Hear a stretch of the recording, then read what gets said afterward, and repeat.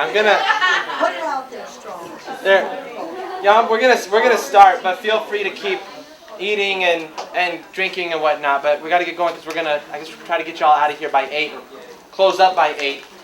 My name's Gabriel Sayegh. Sandy says I have to give a good introduction of myself. I'm the director of a project at the Drug Policy Alliance called the State Organizing and Policy Project. Drug Policy Alliance, the shtick that we usually tell people is that we're the largest organization in the country of people who believe that the war on drugs is doing more harm than good. My office, my project within Drug Policy Alliance is a national project to try to build collaborative campaigns with grassroots community organizations that are using an anti-racist, racial justice, direct action framework in collaboration with advocacy groups like ours, sometimes service organizations, to build campaigns to end the war on drugs in communities where that war is being waged. So right now my office works in Alabama, Connecticut, and New York, and I work with community organizations and community members in all of those states. Just got back from Albany today, and I'll talk a little bit about what happened up there because it got me kind of amped up. I have to say first, I'm really honored to be speaking tonight with Reverend Buford. This is amazing analysis, and I'm learning a lot. I was at Fordham last night, and here tonight, and this is my mind is just really firing right now from this. And I've been reading through some human rights documents, just trying to think through this presentation this evening. It's like, how am I going to follow this? But two, really, what does human rights have to do with it? But before we really jump into this stuff, I want to ask, how many people here are currently or former cigarette smokers? Wow, this is almost half the room. How many have quit smoking cigarettes at some point? How many have tried to quit, but it took more than one time to stop? This is interesting. Do y'all see around the room how many people are here? Let me ask a question. How many people were incarcerated because they couldn't quit smoking cigarettes? I'm not joking. I mean, I know it's a funny question, but I'm not joking. Nobody was incarcerated, right? Why? This is really interesting. Well, it's certainly legal. I mean, it's legal. I mean, that's the certain legal framework around it, right? Tobacco is one of the most addictive substances known to humankind. Tobacco causes more deaths than all illegal drugs combined. And we know, tobacco right now, cigarettes, it's all up in the media. There's a huge debate in our society right now about what we're going to do with tobacco, with cigarette smoking, right? The healthcare costs, as our healthcare system is a disaster. People don't have healthcare. We have almost 50 million people in the U.S. that don't have healthcare, and many of those that do, it doesn't matter that they do on paper because they're not accessing services that are actually helpful to them. How many of you are social workers in here now? Most of you. Okay, so you all are on the front lines seeing a lot of this stuff in your various placements or your organizations. Tobacco is legal, right? It's a regulated drug. It's a regulated commodity. Yet, I was a smoker I started when I was 12. I stopped when I was 26. Finally, I haven't smoked since then. I stopped plenty of times in between that time and started smoking again. Never got incarcerated for it. Part of that has to do certainly with the fact that it's legal, right? Why are other drugs illegal? When we say we have a war on drugs, y'all have heard that term? Who here is under 35? So a lot of us are under 35. We are the DARE generation, right? It was our generation, those of us under 35, closer to 35 when I was 31. I was actually at my school, I was the first student in my class, and I believe that it was 3rd grade. Nancy Reagan was doing her thing, right? And where they had the police come in and tell us, drugs are bad, and if you do this stuff, you'll turn a terrible person, you'll get incarcerated and die, and your head will fall off, and all sorts of those things, and this is your brain on drugs, that stuff, right? The DARE program, we're that generation, right? It's really interesting. Why is it that we have some drugs that are illegal and some that are legal, right? This is an interesting question that we can't actually grapple with in the complexity that it deserves tonight. But there is a way to approach that question that if we miss that approach, we miss the entire history around drug policy. We miss the entire history around criminal justice in this country. We cannot talk about the Rockefeller drug laws, and I can't tell you about what we did today and why that potentially could be important, what happened in Albany today. And we actually can't figure out where to go in terms of thinking through drug policies that are effective. And I don't mean this in the sense of either legalization or non-legalization. This is a conversation whether we like drugs, hate drugs, we're addicted to drugs, or in recovery for drugs, or are active drug users and want to continue to be such. This is a conversation that has to be had in our society, because in the absence of this conversation, we actually come across not only a human rights problem, but a human rights and a public health disaster that is completely covered over and almost entirely invisibilized at the exact same moment that it is not only defining urban and domestic policy, but foreign policy. We miss it all. The history, and I'm sure I know some of the folks have worked in drug policy, and many of you know, I'm sure, have a lot of expertise in the room. Do you know when some of the first laws, prohibition laws against drugs were passed in this country, and when? I'm not talking about the very first ones, but there's a particular moment. Does anyone, you could throw anything out. I see some nodding heads. I think the 1970s.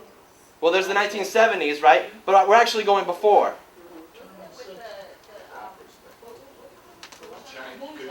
Control the Chinese. Moonshine. There we go. That's taking us back into the 1800s. I missed what you said, sir. I thought that flapper era there is a concern about. The flapper era, 20s, and yep, there was. But we actually are going right back into the 1880s, the 1890s, right? 1870s, when what's happening in this country? There's a railroad boom, right? They're building railroads all over the place. Primary workers in the West, Chinese, men, right? They're making specific immigration laws at that time to make sure that Chinese immigrants come into this country, that only the men, not the women. They're very cordoned off. It's very segregated. They're using them as a workforce to exploit, right? Chinese culture. Opium is a part of that at that time, right? There was a cultural relationship that China had with opium that was developed over the course of thousands of years. But the British, and I won't go too much into this, the British, of course, in terms of the opium wars in the 1800s, that relationship changed, but you had a lot of Chinese in the U.S. at that period. Chinese are using opium, right? Opium dens. They needed a better way to control that Chinese population. A more effective way, maybe. So what do? They talk about the crazy Chinese folks smoking opium dens, this dens of iniquity, taking white women away, right? We need to go in there and police it. What do they get in that process? When I say they, I'm speaking specifically of government, right? And corporations, the businesses. What do they get? They get the public saying, please save us from these opium dens that are now crazy. I mean, some of this might start to sound familiar, but we're not talking last year or the 1980s. We're talking the end of the 1800s. Okay? What happens at the turn of the century? Anyone want to throw something out like drug laws, something real specific with marijuana? Mexicans on the marijuana. I'm thinking of in the South, the same thing is said about cocaine. They used to give black workers cocaine, but then they started accusing black men who were cocaine crazed black men of raping white women, and then that's what got the prohibitions against cocaine at the federal level. That's exactly right. And in fact, this is in the early 1900s when you have in the South, right? This is in Jim Crow South, post-Reconstruction. The Southern power structure has figured out a renewed way, a legal way to maintain their power hold over that area and over those populations, black populations. And what's interesting in terms of the connection with policing and this one particular point in history is that when they were talking about the crazed black men who would do cocaine and turn into these, superhuman beings, they talked about that specifically. The police did as needing bigger firepower. Right?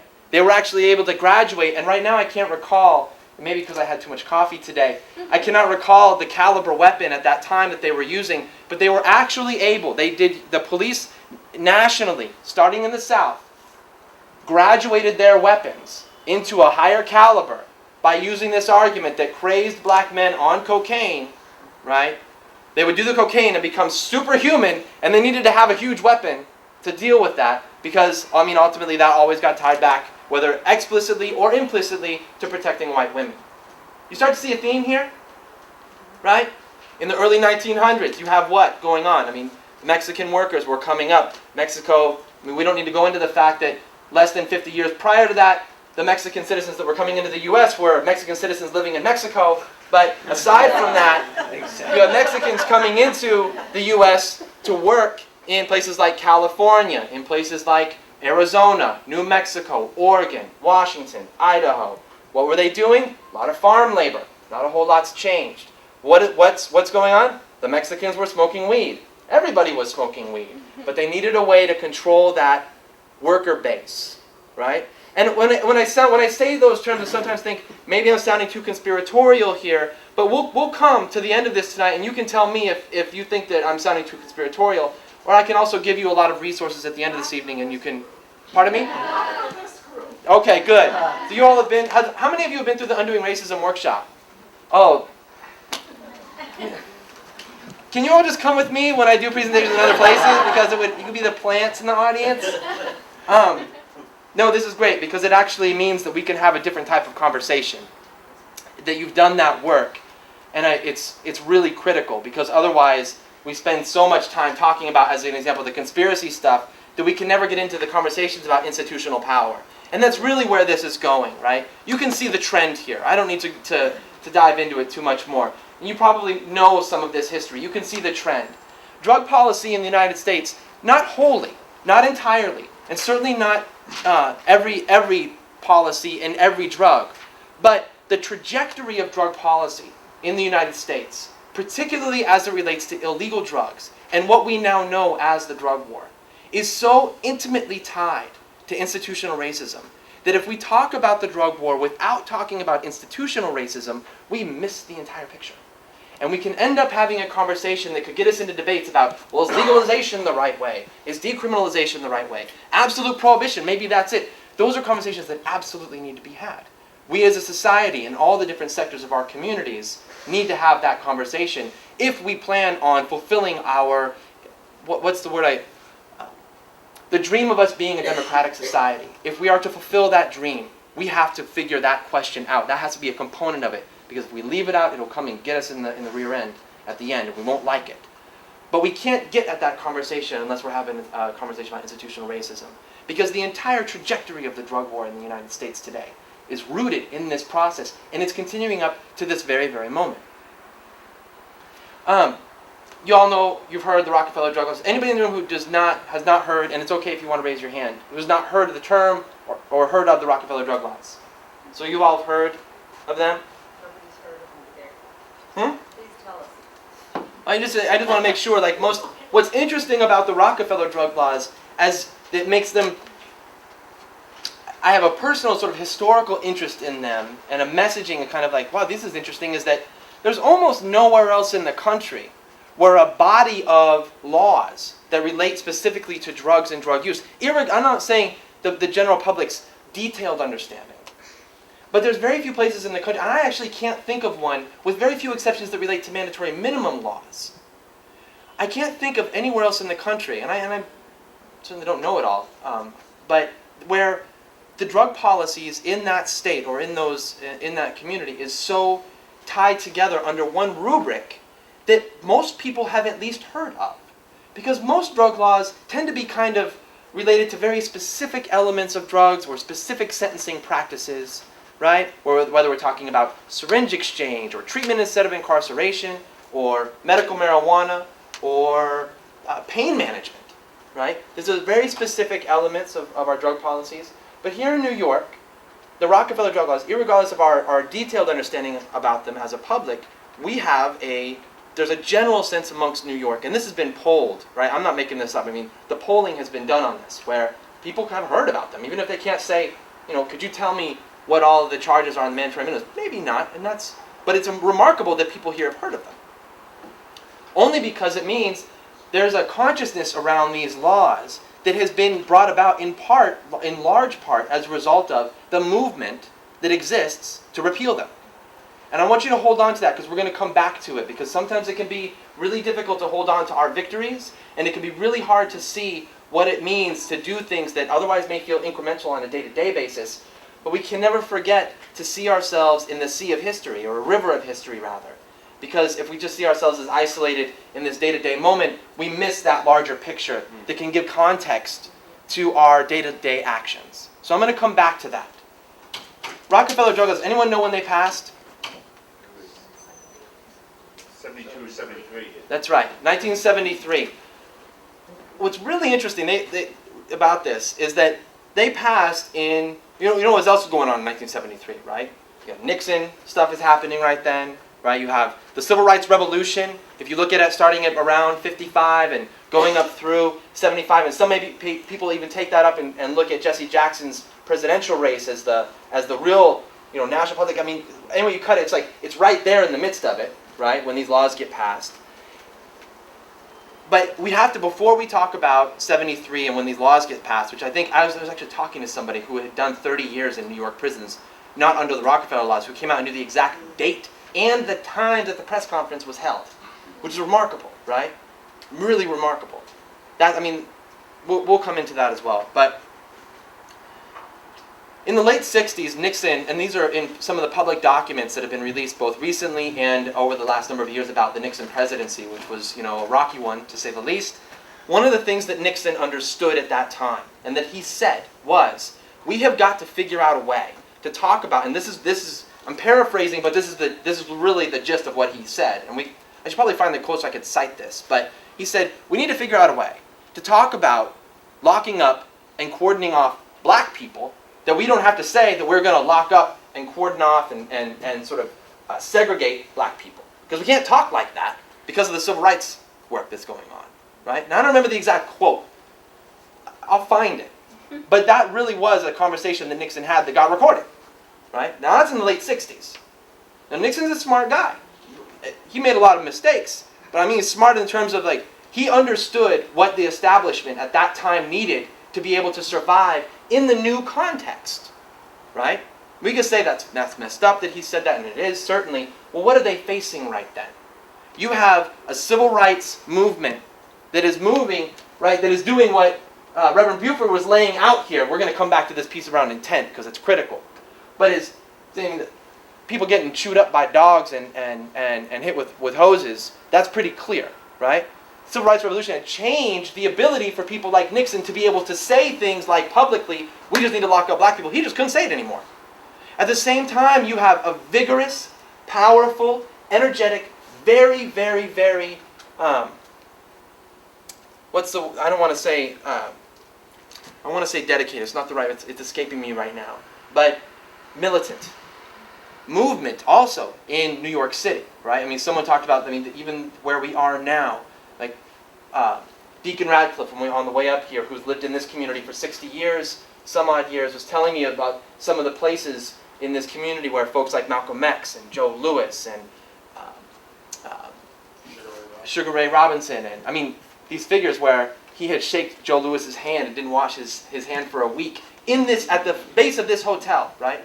In these communities, black communities, brown communities, Native American communities, even poor white communities across the U.S. at that time, vigorously fighting back against the oppression that they had faced for centuries, and certainly within the policy parameters of that particular moment, right? You all probably studied a lot of this when you go through Undoing Racism workshop, if you've done, or certainly in a lot of your work around social work, right? 1973 is around. Now at that time, New York, at the end of the 60s, had a whole office specifically designed, a department, for alcoholism and drug treatment. I even have it written down here. Let me find this for y'all, because this is also really interesting, right? Let me see, where do I have this here? The New York Narcotics Control Agency. You know what that agency did? They put people into treatment programs. Not all good ones, per se. I'm not suggesting all treatment is good treatment. That's what it was designed to do. They disbanded that in 68. Money is gone. 73. Actually, in 72, Rockefeller takes a trip to Japan. And he is talking to his advisors and saying he needs a way to put himself on the national platform. He's a liberal Republican in a liberal state. He has presidential aspirations. He needs a way to look tough on crime. The first suggestions that sort of come up, they're in Japan. They're talking with the Japanese about drug policies there. Very bad at that time in Japan. Subject to death penalty comes up. So the very first, when we talk about Rockefeller drug laws, the very first proposal that was made, although it was never submitted within the legislature, but that when the governor was crafting his policy plan, was death penalty for A1 felonies. Death penalty. Be pretty tough then, right? The compromise was what we now know as the Rockefeller drug laws, right? Which comprise sort of two. I mean, there's a lot that sort of falls under that. So now we're going to get into the meat of this a little bit. And if you see me checking my watch, it's because I'm gonna wrap up on time. I'm sorry. I'm so fired up about today. We had a really good day today, and we got to harass all the right people, and I really like doing that. So 73 they pass. And then 74, they pass what is now known as the Rockefeller drug laws, right? Mandatory minimum sentencing for drug offenses, right? You get arrested, you have 2 ounces of cocaine on you, you're doing 15 to life. No ifs, ands, or buts about it. You didn't know you had the package, doesn't matter. You were delivering it for something, they didn't tell you what was in it, doesn't matter. You're a professor at a university, you're a student, you're a mom, you're poor, you're homeless, ain't gonna hear it. You're gonna do 15 to life. What they passed, it's also part of the Rockefeller Drug Laws, the Second Felony Offender Act, which somewhat mirrors the 3 strikes legislation that people may be more familiar with in California. You get 2 felony offenses in New York, you're going to do prison time. No ifs, ands, or buts about it. And under the Rockefeller Drug Laws, it's not hard to get these offenses. Why? Because you don't need to have 2 ounces of a narcotic to end up getting caught up in things. If I have a nickel bag on me, and I come over and sell it to you, I've now committed a B felony, and under the Rockefeller Drug Laws, before 2004, I mean, even now it ain't good, I could get 7 years to life. 7 to life. Even if I'm an addict, especially, I mean, it doesn't matter, right? Those get passed in 73. We jump forward to the 80s. Now, keep in mind, though, before we jump forward, keep in mind the trajectory of how drug policies got created in the U.S.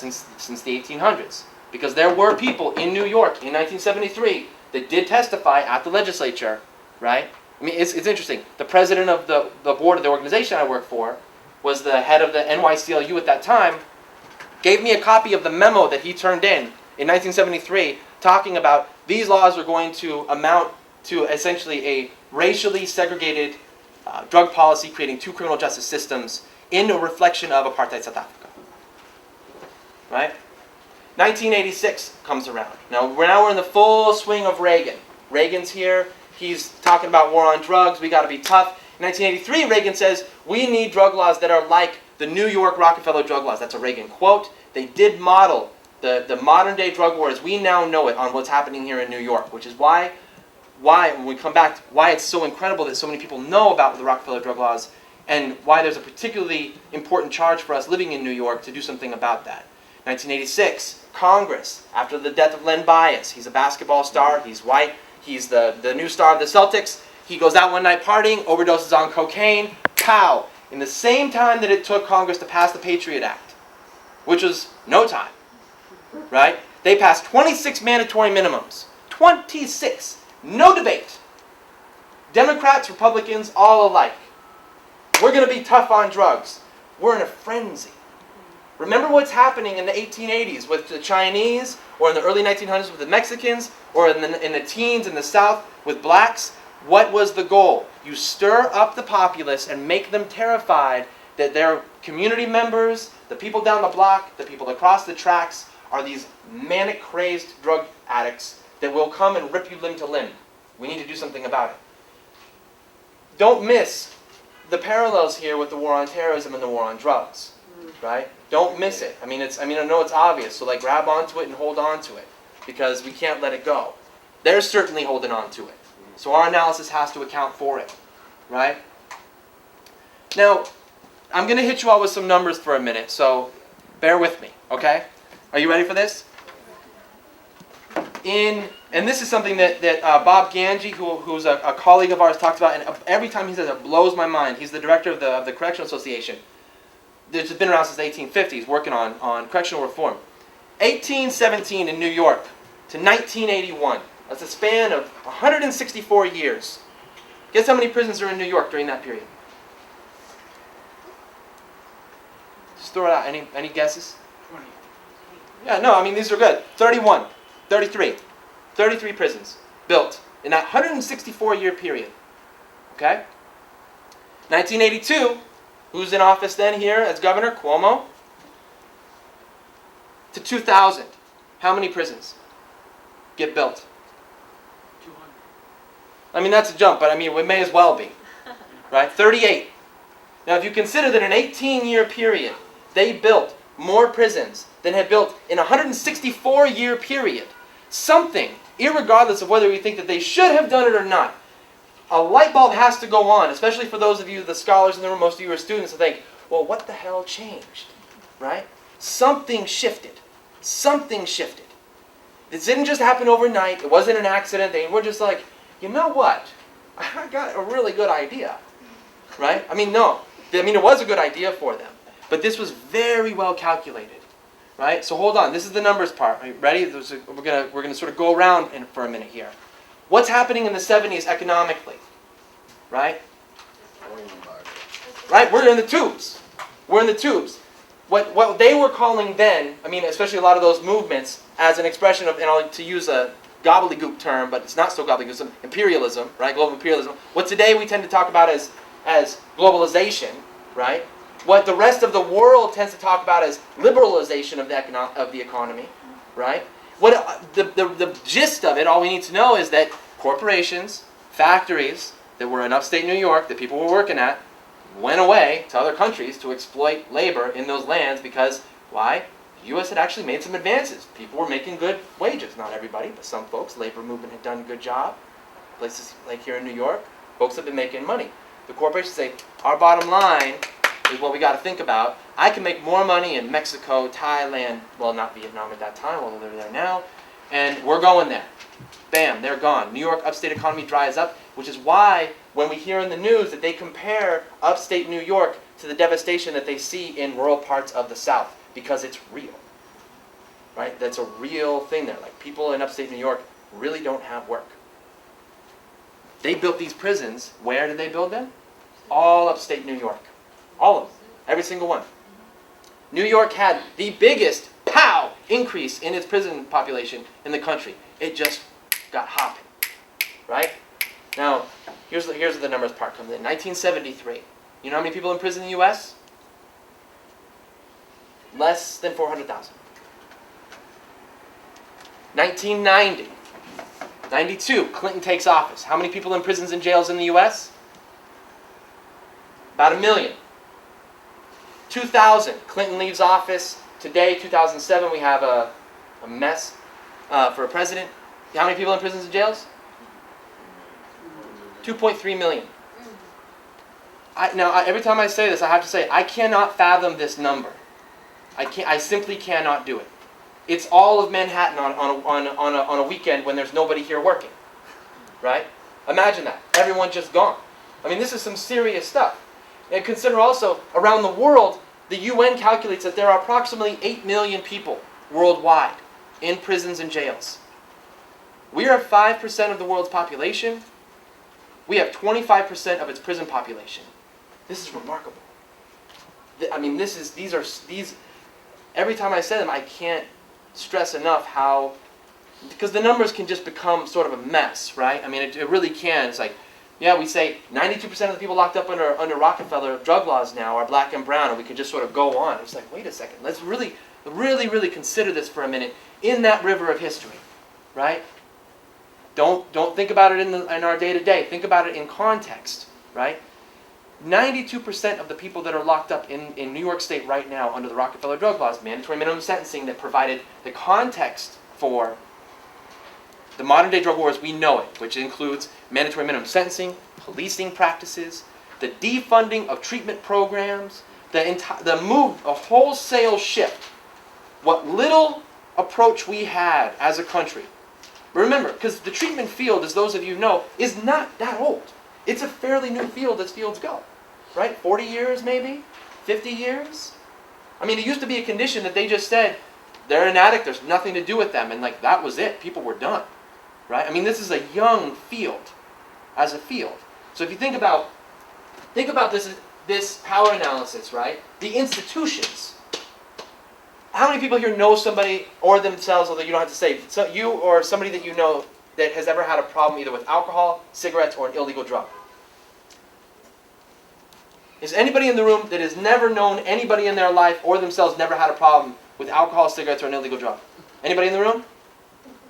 This is clearly not an issue that should only be relegated to certain segments of the population, right? It's clearly not an issue that does not impact us all in one way or another, whether we have an uncle who is an alcoholic or we ourselves are in recovery. I was a meth addict for a number of years, and I did a whole lot of dirt in order to get what I wanted, right?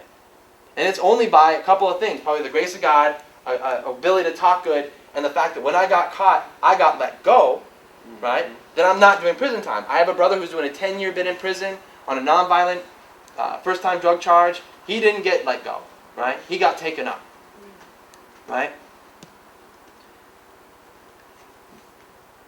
Most of the people that are in prison nationally, he's in a federal prison, not here. Most of the people that are in prison nationally don't look like me or my brother, right? And in New York, you would be hard-pressed to find that 8% or 9%, the white folks. And that doesn't mean the white folks aren't getting caught up. So here's another statistic piece, right? Consider what's happening in Connecticut, which is a good sort of parallel for New York in some ways. And I pull this figure out of Connecticut because it's really stark. Connecticut has the highest racial disparities, or some of the highest. They're always like competing to be number one. But like, we incarcerate more black and brown people than anybody else. Like that's a race, the whole we're number one thing. They're almost number one all the time. They oftentimes compete with Louisiana, where People's Institute is from, right? With their drug cases, right? They're people that are convicted under their drug laws. Over 80% of the folks that are incarcerated are black and brown folks. So when we talk about 91% of the people being locked up under the Rockefeller drug laws being black and brown, that's not something that makes New York unique. What makes it unique in part is that it is such a high number, right? But the racial disparities that we find in sentencing, in policing practices, in the availability of some of these institutions, right? I mean, always, like Sandy always says, if you look at the gap, right? If you look and say, who's getting treatment, and then you say, who's getting treatment, you break it down by race, and you see that gap, is what Sandy talks about, right? These institutions are not serving, certainly, communities of color in this country, right? But in Connecticut, right? I mean, what happens is folks are getting funneled, whether here, Connecticut, California, Louisiana, Alabama. I mean, my office works in Alabama, Connecticut, New York. It's all the same, right? The institutions, what we have is a wholesale shift of dealing with drug use and abuse almost entirely. I'm going to put this up. Well, I'll start writing and then you won't be able to read it. I'll just save you the trouble. It is almost entirely through a criminal justice framework. Almost entirely. What happens, how do they get the money to build those prisons? That money didn't grow on trees. They had to defund something to be able to fund something else, right? What got defunded? School. You know how many schools got built in that period? One. One college. One college got built in that period. 38 prisons, one college, right? So, if you think, where else does funding go? What neighborhood are we in right now? Harlem, right?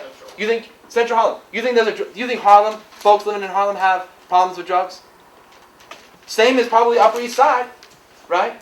Every study that's been done across the board by the World Health Organization, by think tanks of left and right persuasion, all of them find drug use and abuse, racially, geographically, I mean, it hits everybody. Whether it's the folks that are sitting at home at night getting drunk, right? Or whether it's folks that are out on the street corner shooting up heroin, it's everybody, right? Where is the walk-in treatment center, walk-in on-demand treatment center in Central Harlem? Anyone know where that is? Nobody does, because it doesn't exist. Where's the walk-in treatment center in Crown Heights? Where's the walk-in treatment center in the Lower East Side? Where's the walk-in treatment center anywhere in New York? Where can you walk in and get treatment that it serves your needs, that is not going to judge you, and provide you the support services, the institutional support services that people need to get their lives back on track? Where are you going to find that? Can't tell you where. Not in this country. Right? We look at Connecticut. So we think, the 91% of people getting locked up in New York is bad. 80% of folks, or over 80% getting locked up on drug charges in Connecticut is very bad. Somebody's certainly benefiting, right? And you all have done this power analysis. You know who those folks are. I don't need to detail it to you. Institutionally, you know who's benefiting. You know who's profiting, and you can certainly surmise why. In Connecticut, you know how many people? You know Connecticut has a really high drug overdose rate. A lot of folks that die of drug overdoses, especially from injection drug use. And that was one of the reasons why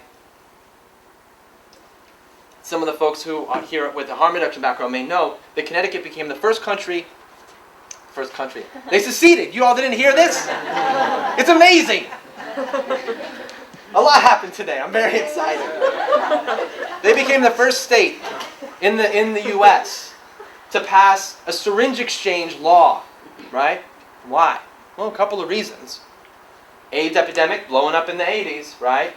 Worldwide, I mean, it's a pandemic here, Africa, Central Asia, everywhere. AIDS is a major problem. You can tie back, do you know the number? The total number you can tie back to dirty syringe exchange? Dirty needles? It's extraordinary. When New York implemented syringe exchange programs in the 80s, in the 90s under Giuliani, who fought them bitterly, I'll have you know. He did not want them to happen. New York reduced the spread of HIV and AIDS. It became a model for the country because it reduced its spread of HIV and AIDS by 60%. Because what happens? I'm a heroin user. I'm out on the street. There's nowhere else for me to go. I may be homeless. I may not be. But I got me and 3 of my friends. We have 1 needle. We share it. If one of us has hepatitis C, we all have it now. If one of us has HIV/AIDS, we all have it now. There's a public health concern here that must be addressed. Connecticut saw this in 1989 through the fight of active drug users, right? Public health folks, people in harm reduction community, right? They passed this law, first syringe exchange law in 1989. 2004, 80% of the people that are locked up, over 80% are people of color for drug charges. Close to 80% of the people that die of drug overdoses in Connecticut are rural white people. This is some serious situations we're dealing with here. We have drug policies now, essentially, and this is the devil's gamble that white folks have made, right? Now, I come out of a poor rural white community where methamphetamine was the name of the game, right? And we fought as a community bitterly with the Mexican migrants across the highway, right? Jobs, school stuff, all that sort of stuff. You can probably imagine it, right? It was all there. I didn't really understand that until I did develop an anti-racist analysis. And even now, I sometimes think about it when I go back home and how profound all of that is. It still strikes me. I still have not. It's still amazing, right? Because why was there not a walk-in treatment center where I lived? Folks where I'm from either my brother, he's in prison, right? Or they die, or they get so caught up in addiction that they just sort of spin out of control, and they're just lost. There's something in their spirit that just, the flicker it loses itself, and it becomes very dim. So white folks in Connecticut, their drug policies in Connecticut, we absolutely point to mass incarceration, check. Racial disparities, check. Just straight out racist policing practices, check. White folks support a lot of those programs, right? White folks support the rural politicians that advance those policies from a conservative base, and they support some of the white politicians and politicians of color that are in cities that sometimes support those types of policies, right? Meanwhile, folks in their community just die. They don't even get locked up, right? And I don't know which one's better. It's one way or the other. Some people you're faced with something, and neither of them good. That's the devil's gamble, right? That's been made by white folks which is why when we look at drug policies across the board, if we miss out on this piece on where institutional racism plays into it, we completely miss the picture. We can't talk about it. My community can't talk about it, certainly, because the reason why, California, that's where I grew up. Why are there no walk-in treatment centers in California? California did the same damn thing in terms of building prisons in the same period. California operates the biggest prison system in the world. We lock up more people in this country today than Russia did. Any country ever. There's never been a country that's done what we're doing right now, ever. We are not a now prison nation. We're a nation of prisons, right? We are an incarceration nation. It's the only way that we have found to respond to social service needs. We deal with poverty, drug abuse, homelessness, addiction, lack of education. These institutions that as haphazard as many of them are, right? All pale in comparison to what the criminal justice system has been given. And as a result of that, what we can do in New York is say, and what will happen, and what continues to happen is, upstate New York residents bitterly fight to maintain their prisons. Because that's their jobs. That's some real shit. Excuse my language, but that is some real shit. These people want to feed their kids. They want to buy a house too, and like have a car, and yes, what that economic development is connected to is absolutely repugnant. It's abhorrent. It should not exist in a democratic society, and the fact that it does exist anywhere, especially here where we purport to be a democratic society, is, I think, one of the finest examples of the fact that we're not. Because how could these things coexist with each other? They really can't, except in some delusional mind frame. The folks, I'm going to wrap this up, and I'm going to. I said I was going to come back to this, and I am, because it's really this part is critical. And as I was listening to Reverend Buford talk about this, I mean, my engines were just going on, and I know Sandy has been trying for a long time to talk about saying, you need to talk to Reverend Buford. You need to talk to Reverend Buford. You know, we all get busy, but this has been a great experience for me because. Let me just break this stuff down. Let's step back and get into like today and talk really specifically, right? You all know Rockefeller drug law has been around for 34 years. We've been trying to get them repealed. We want to do a wholesale shift. Let's move away from a criminal justice approach to drug policy. Let's move into a public health approach and a human rights approach. Because in fact, when we think about drug policies, the only, and I will say this really clearly because I believe it, but I was also like, through enough sort of research, it's like, I don't see any other way out. The only way that we can now develop drug policies that work, that do not create a system that is both that both by intention and by design and by just application is set up to incarcerate and subjugate certain communities. We will not be able to develop a drug policy, a set of drug policies, nationally or internationally, if we do not have a human rights framework to do so.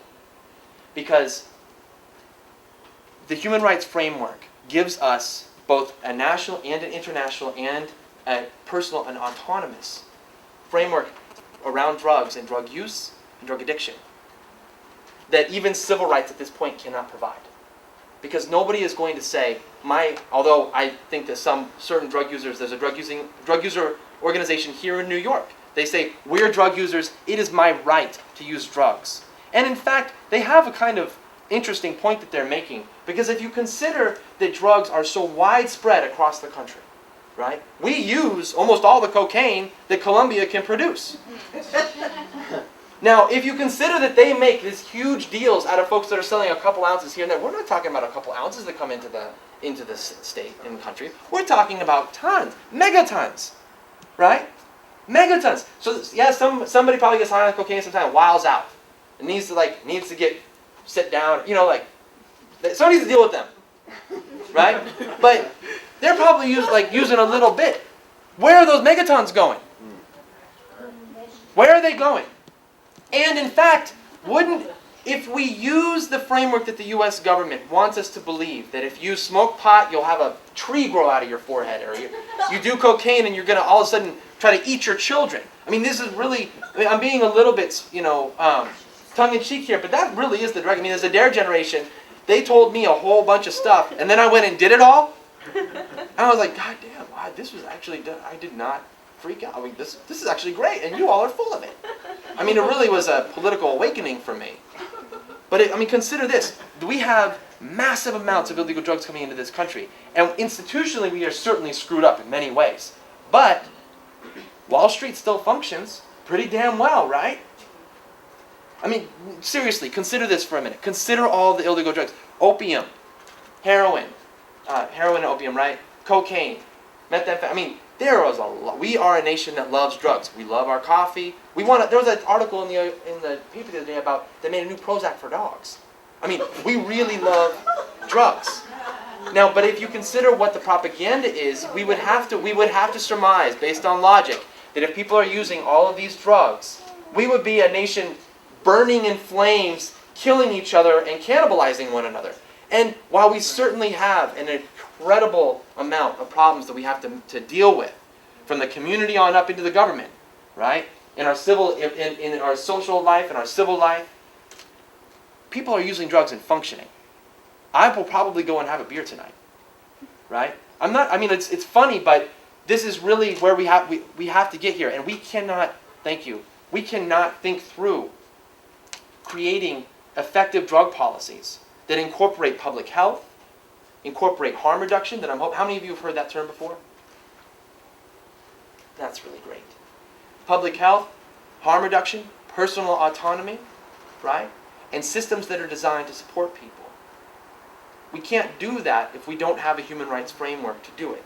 And when we think about the Rockefeller drug laws, Reverend Beaver jumped off like all of these things that we are violating now. And the reason why it's so critical to think this through, because what he was pointing out about this piece with intent. This is what Reagan won. This is what they were able to accomplish, right? Because what the cops can do now, and what they do, and the argument, and I heard it today in Albany, right? 91% of people locked up under the Rockefeller drugs. Doesn't that matter to you, Senator Golden, who we saw today? No, those are the people that are doing the drugs and committing the crimes. How do we prove, right, intent that way? They shut us down. They shut us down. Why? Because media stuff has been able to accurately portray. When we think, oftentimes, most Americans, when we think about who's the drug dealer, oftentimes the image of a young black man comes up. Right? They've been successful at framing the issue. And that warrants a whole other, I know I got about 3 minutes, but that warrants a whole other conversation in and of itself. Media portrayals, public consciousness, right? The larger public understanding. They don't have the higher road, the moral high ground on that debate, but they have certainly controlled it by defining the terms.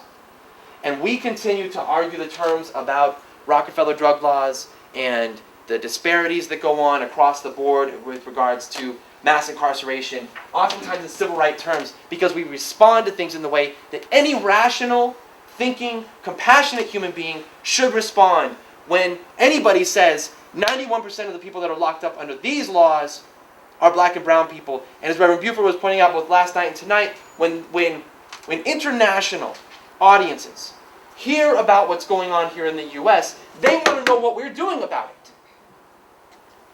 But here, they can make an argument that doesn't stick for us, but the policies have not changed, so it's sticking for somebody. That the people that are committing the crimes are the ones that are incarcerated, and that's that.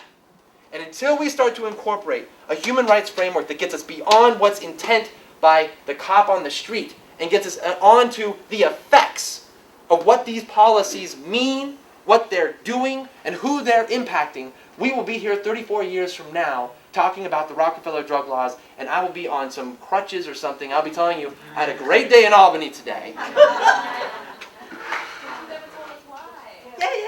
Today we went up, we had a press conference at 10 a.m. Thank you, this is a good way, and I'll wrap this up. We had a press conference this morning at 10 a.m. We had the Black, Puerto Rican, Hispanic, and Asian caucus, legislative caucus. We had Assemblyman Aubrey, who sponsored a bill in the Assembly. We had Senator Eric Schneiderman, but there's also another Eric who was there, who's actually my senator. I can't believe I just forgot his name. Who was there. We had a lot of senators, a lot of legislators there. We had a big, full, packed room. Pardon me? Jose Serrano was there from the Bronx. Did this great press conference and saying, look, this is time. We're tired of waiting. This thing has got to move. It was a very full, sort of unified front. Oh yeah, and the DA of Albany County, who said, I am a DA, I am a law enforcement. This is not working. And actually, due process is totally screwed up by the Rockefeller drug laws. This is remarkable. No other DA in the country is doing this, by the way, except one in Vermont. It really is that, right? It really is that remarkable. And then we got a bill passed out of the Assembly that there's actually a document that's now, as of today, I can say thankfully is outdated, but it's on that back table, and it says what's happened and what should happen now. There's plenty of copies. Please feel free to take one. But that document comes, yeah, it says, because at the front it says, I think one of them anyway, says that as of, just the other day, here's what's happened with the Assembly bill. And that's now done, because today they voted that bill out of the Assembly. It's now gone to the Senate. Will your website update all this It will. If you go to drugpolicy.org, there's some flyers back there. I also have some stickers and stuff, y'all. So, and I have some other stuff on Rockefeller, so please feel free to come up and get it. I'm going to ask y'all, I'm going to close this out. I'm going to ask you to do two things. First, well, I want to thank the People's Institute, Sandy, and the school here for hosting us and allowing me to come and talk with y'all today. I really appreciate it, and I want to thank Reverend Buford.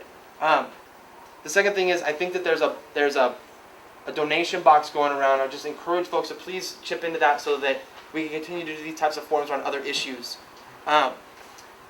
Everyone have a cell phone? Yeah. There's a sign-in sheet too. Please sign that sign-in sheet. So I'm going to give you, here's the quick 1-minute breakdown of what's going to happen this year on the Rockefeller issue. Today, Governor Spitzer, you would think, given this history that I just laid out, you would think that Governor Spitzer would believe that dealing with the incredible disparities in New York under the Rockefeller drug laws is a pretty important thing, right? We think it's important in this room. We would think that he would want to put that up on his agenda. Today he came out with 4 of his agenda items that he's focusing on until the end of June. Not one of them deals with criminal justice. One of them, my favorite, was that he wants to deal with violent video games. We cannot win the Senate on this issue, and there's 2 reasons why. The first one is their political capital and political lives are tied with keeping black and brown bodies from New York City, in their prisons in upstate. I know it sounds conspiratorial, but it's openly written about in the New York Times even. It's not a conspiracy, it's just the way that it is. They count prisoners in their districts, in their prisons, as being residents of their towns. That's right. 76% of the people that are locked up in upstate New York come out of neighborhoods like this one. You lose tax funding for this community, they gain tax funding for theirs, and in fact it actually screws up other white communities up there, because if I have 1,000 people in my district, and you're a senator and you have 1,000 people in yours, and we're both upstate, but 500 of the people that are in my district are in prison, right? But none of the people that are locked up in yours, all of yours are out, those 500 people can't vote, which means that 500 people in my district that can vote, their vote actually counts twice as much as everybody in your districts. You see where I'm going? That's the first reason why we can't win that Senate on that, because if they lose those bodies, they lose their seats, their district seats. It's math. You lose enough of population, they redraw your district and your seat is now gone. They're not going to do it. The second reason they won't do it is the financial reason. Those people need those jobs. And Deacon Radcliffe said it today when we met with the minority leader of the Senate, Malcolm Smith. And the deacon said, we have got to work on trying to get the poor people upstate from fighting the poor people downstate. The only way that's going to happen is through a movement. And the only way that you can build a movement is to move. You got to act. So if you take this information back into your schools, your agencies, your home, your families, your friend's house, your bowling club, and you don't do anything with it, we can't build a movement. And it's incumbent upon us as people living in New York City, and people living in New York State, and as people who are, under these treaties, obligated by international law. Anyone read the Universal Declaration of Human Rights? Article 29 is really something interesting in here. I want to thank Reverend Buford for getting me to read this today. Article 29. Everyone has duties to the community in which alone the free and full development of his personality is possible. They laid this out in 1948. They said the only way that each of us individually can grow and develop to be the best that we could possibly be is if we do that in relationship within our communities. And right now our communities are getting fucked up and there's no other way to say it. Movement is about moving. You got to move. I'm going to give you, everyone got a cell phone? The only way we're going to get the Senate to move now, I'm going to tell you, we may not get them now, but we got to try, is to get Spitzer to put on his platform and ask him, why the hell are violent video games, and I'm getting worked up now, because this is what was happening to me today in Albany. Why are violent video games more important in terms of your agenda than the fact that we are dealing with something that is worse? The racial disparities, don't trip up on this, because this is the truth. The racial disparities that are going on here today are worse than what was happening in apartheid South Africa. And the fact that people know about what the Rockefeller drug laws are has everything to do with the fact that there has been a movement that folks like Deacon Radcliffe, as an example, have been a part of for a long time. People don't just come to the consciousness. This is a profound thing, and I want you to come back to that point. See yourselves as being a part of, step into that river of history. This is difficult work. We got a bill passed today. That's fantastic. We got to get that thing to the Senate. It's very difficult to do. But the fact that you all know, and probably people that you live with, work with, whatever, have even heard about the Rockefeller drug laws, is a testament to the fact that we are moving something. We have a lot more work to do, though. Right? 518-474-8390. 518-474-8390. That's the governor's office. Now, they're going to tell you, send a letter or go to this website. That's as best we could do because this is as easy as they make it.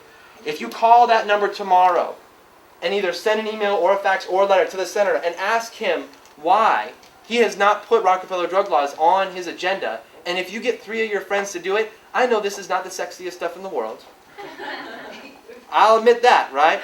But this is like the nuts and bolts of stuff that we got to get out to do, so that when we do things like hit the streets, remember, a strategy is about being strategic. You got to have multiple tactics. Right. If you call that number tomorrow, you tell the governor to support this, putting Rockefeller on his agenda. If you need to talk with me, have any questions, thank you for staying late.